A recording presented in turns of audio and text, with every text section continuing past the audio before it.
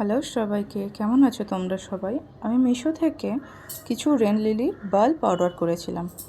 তো 10টা বাল্ব এসেছিলো।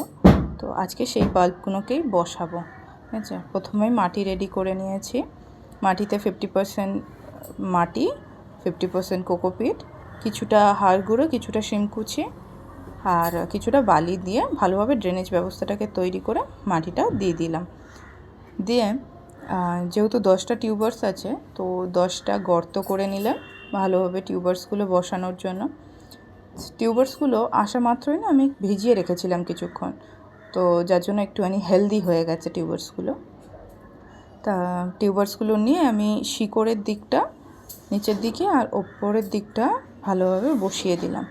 এইভাবেই 10টা টিউবার্স বসিয়ে দিয়ে অল্প সামান্য জল দিয়েছি, কারণ যেহেতু বৃষ্টি হচ্ছে, তো বৃষ্টির জন্য আমি বাইরে ছাদেই বের করে দিলাম। তো পুরো ভালোভাবে জল পেয়ে গেছে।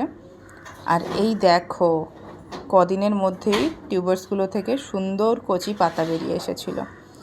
আর তার কদিনের ভেতরেই ছোট্ট বাল্বও বেরিয়েছে। এই যে, তারপর দেখলাম যে ইয়েলো কালারের ফুলছে। আর আজকে ফুলটা ফুটেছে, কি সুন্দর লাগছে ফুলটার কালারটা এত মিষ্টি।